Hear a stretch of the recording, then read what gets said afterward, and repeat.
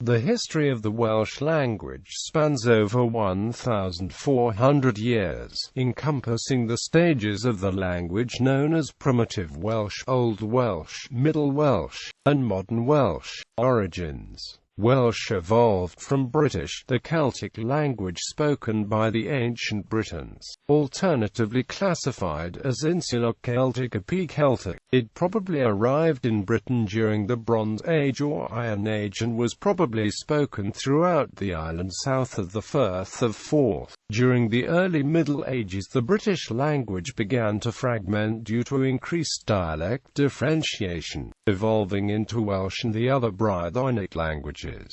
It is not clear when Welsh became distinct.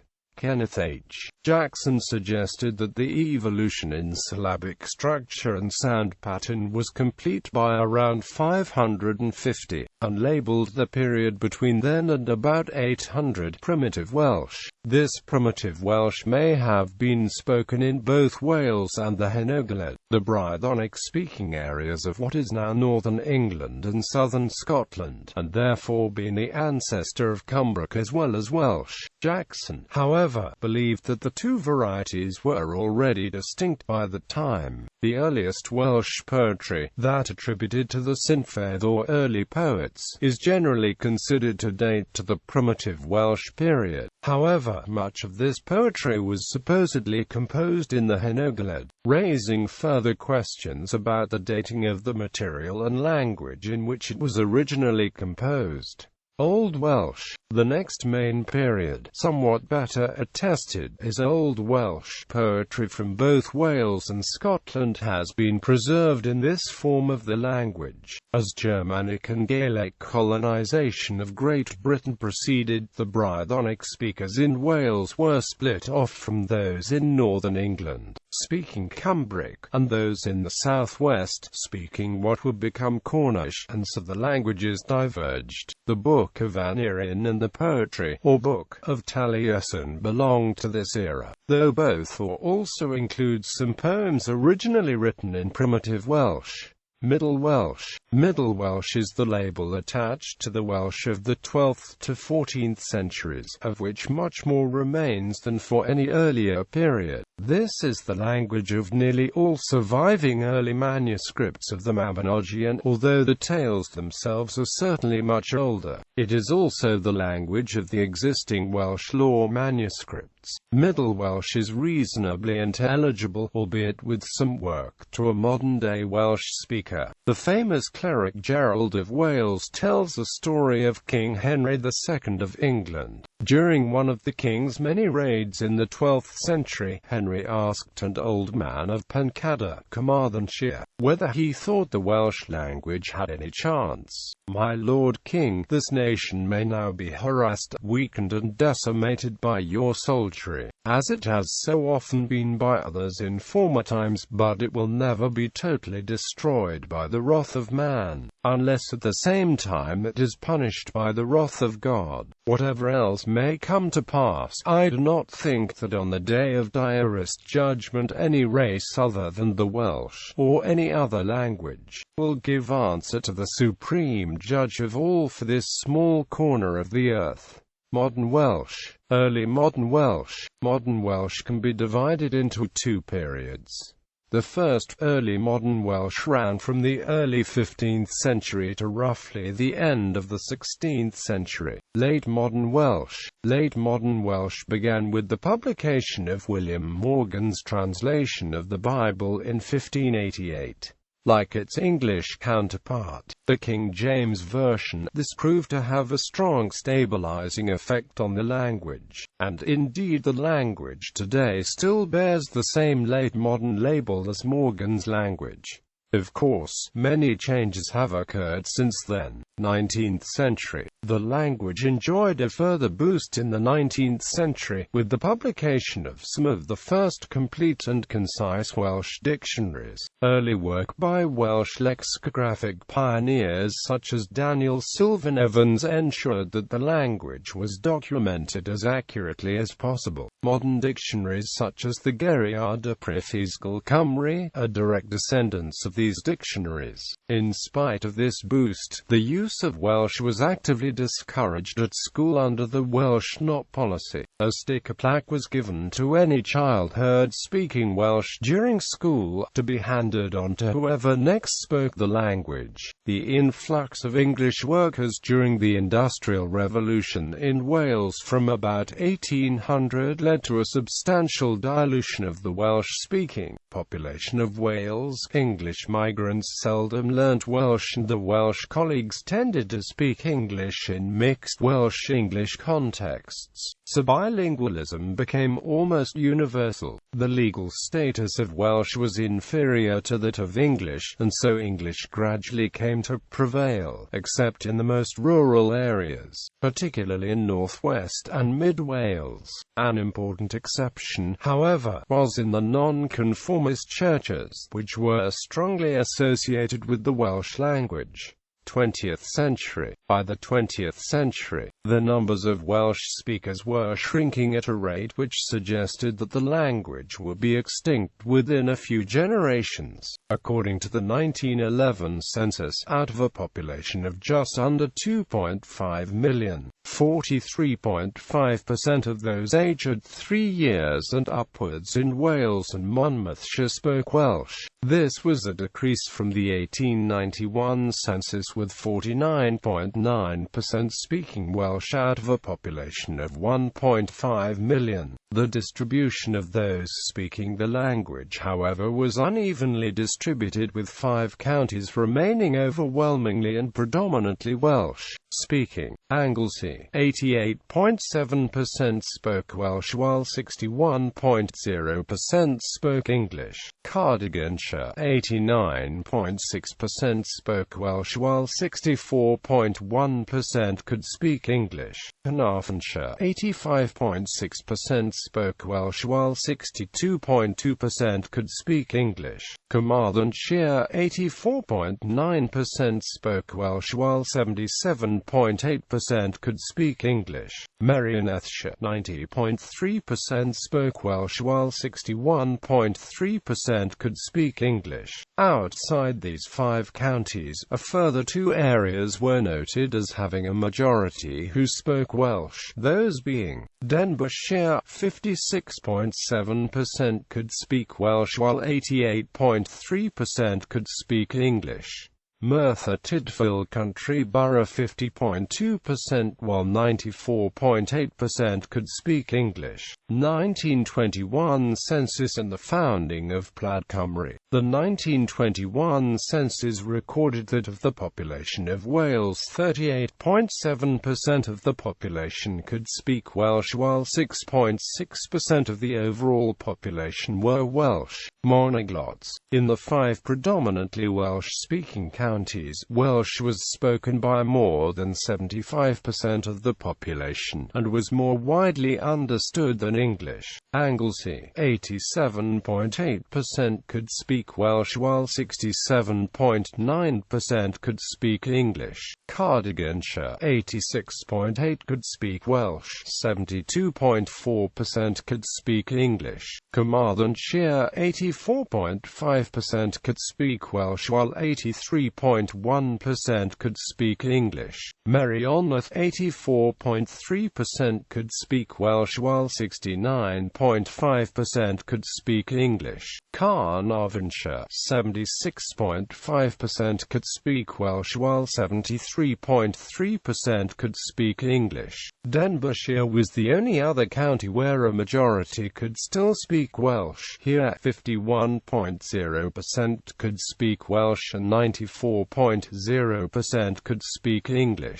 As for larger urban areas, Aberdare was the only one where a majority could still speak Welsh. Here, 59.0% could speak Welsh while 95.4% could speak English. In Cardiff, Wales's capital, 5.2% of people could speak Welsh, while 99.7% of people could speak English. At a district level, Llanffernig Rural District in Pembrokeshire had the highest percentage of Welsh speakers, at 97.5%, while Penclin Rural rural district in Merioneth had the highest percentage of Welsh monoglots, at 57.3%. Bethesda urban district in Carnarvonshire was the most Welsh-speaking urban district in Wales. 96.6% of the district's population could speak Welsh. Plaid Cymru, the Party of Wales, was founded at a 1925 National Eisteddfod meeting held in Pwllheli, Gwynedd, with the primary aim of promoting the Welsh language. Concern for the Welsh language was ignited in 1936 when the UK government decided to build an RAF training camp and aerodrome at Penrhyndeuth on the Llyn Peninsula in Gwynedd.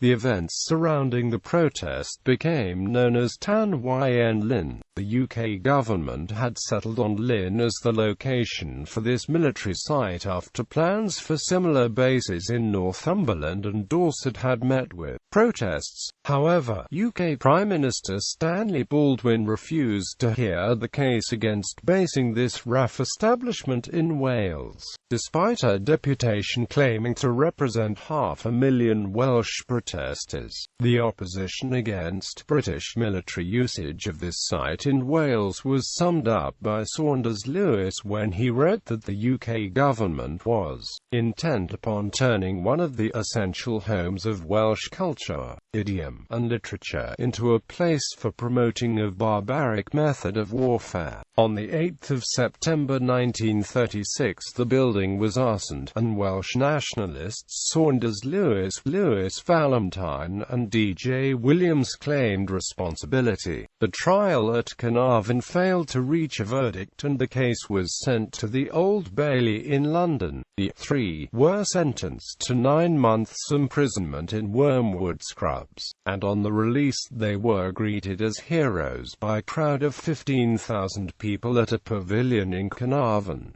Broadcasting in Welsh and 1931 Census. With the advent of broadcasting in Wales, Plaid Cymru protested against the lack of Welsh language programs in Wales and launched a campaign to withhold licence fees. Pressure was successful, and by the mid-1930s more Welsh language programming was broadcast, with the formal establishment of a Welsh regional broadcasting channel by 1937.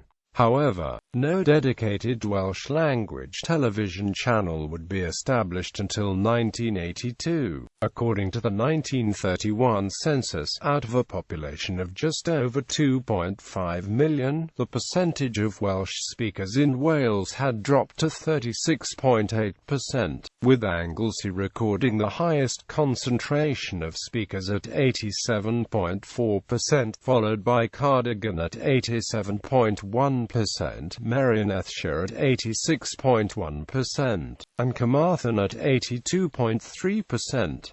Carnarvon listed 79.2%. Radnorshire and Monmouthshire ranked lowest with a concentration of Welsh speakers less than 6% of the population.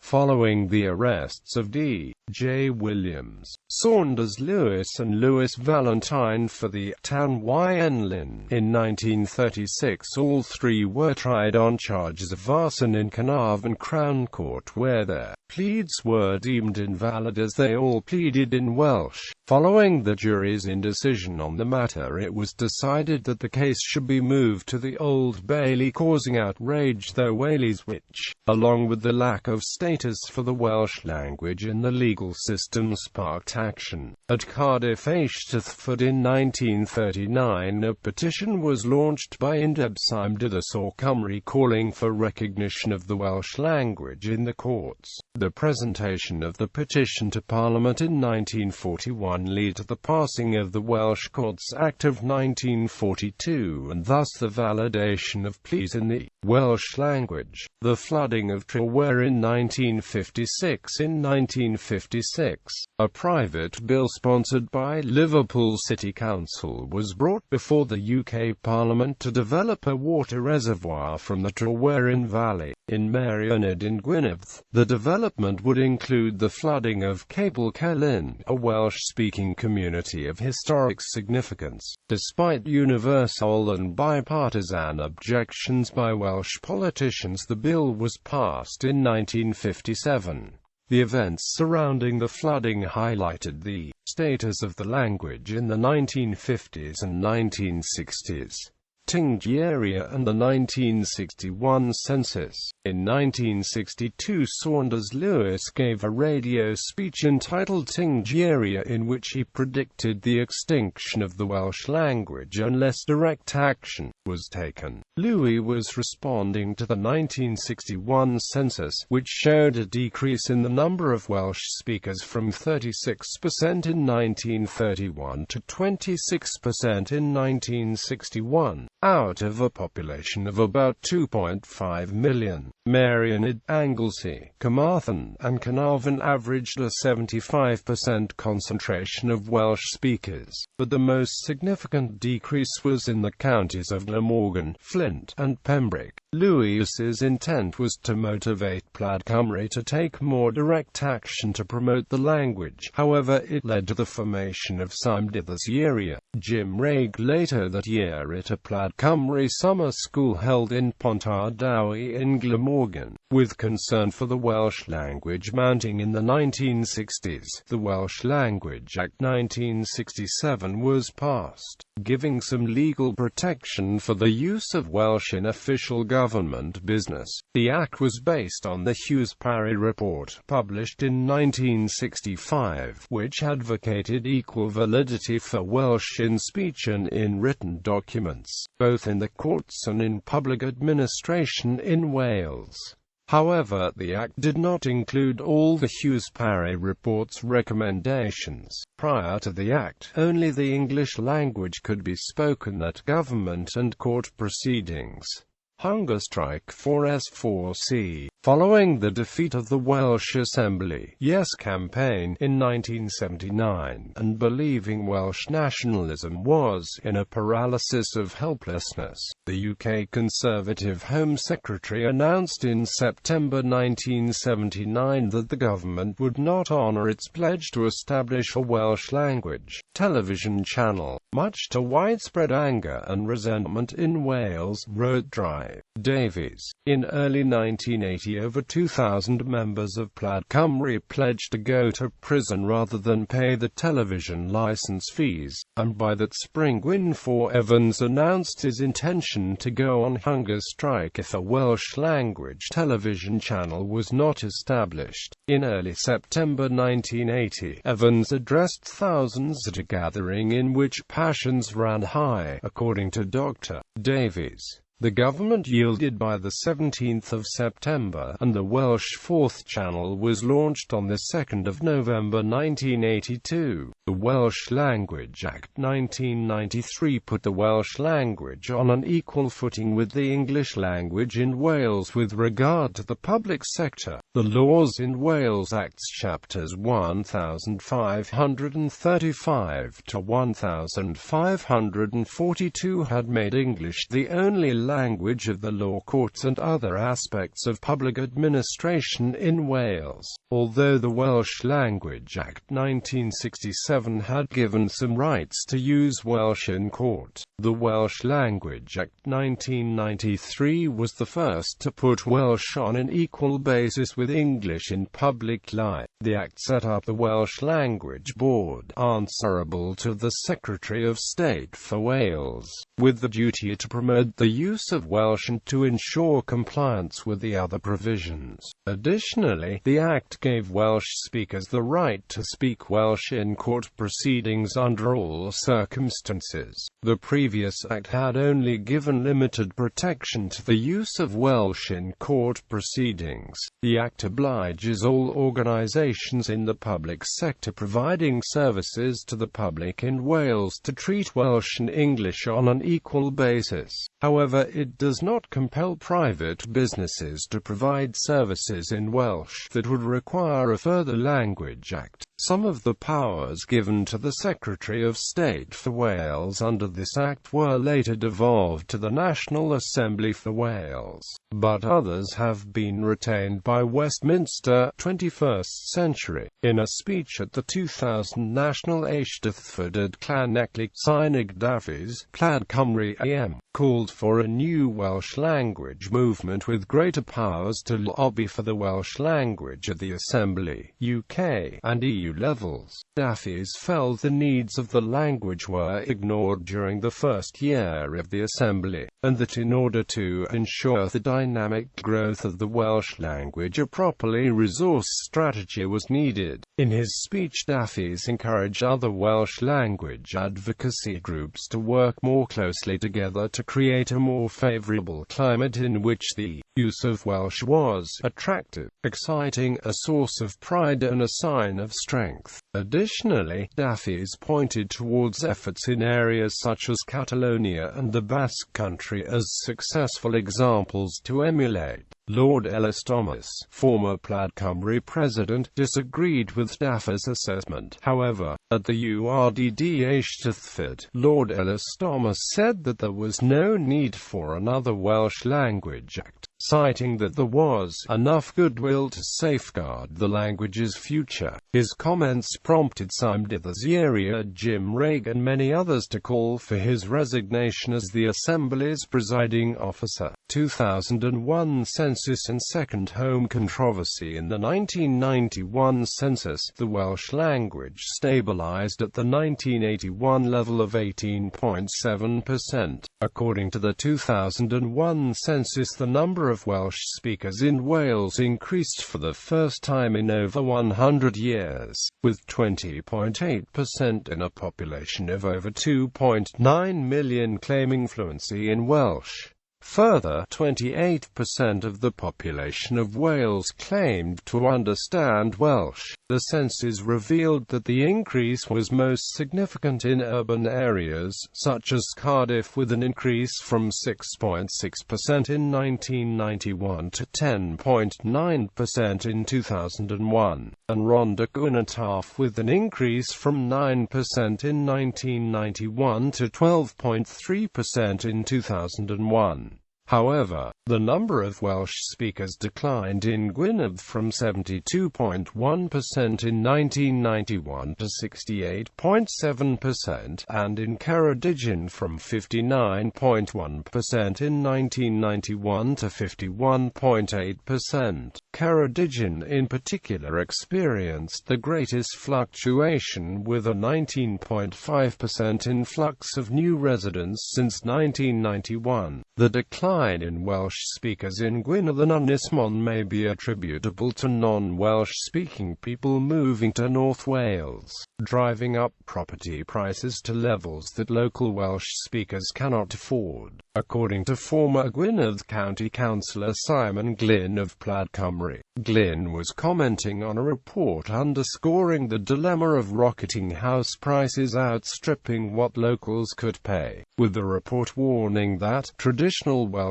communities could die out as a consequence. Much of the rural Welsh property market was driven by buyers looking for second homes for use as holiday homes or for retirement. Many buyers were drawn to Wales from England because of relatively inexpensive house prices in Wales as compared to house prices in England. The rise in home prices outpaced the average earned income in Wales, and meant that many local people could not afford to purchase the first home or compete with second home buyers. In 2001, nearly a third of all properties sold in Gwynedd were bought by buyers from out of the county, and some communities reported as many as a third of local homes used as holiday homes. Holiday homeowners spend less than 6 months of the year in the local community. The issue of locals being priced out of the local housing market is common to many rural communities throughout Britain, but in Wales the added dimension of language further complicates the issue, as many new residents do not learn the Welsh language. Concern for the Welsh language under these pressures prompted Glyn to say, "Once you have more than 50% of anybody living in a community that speaks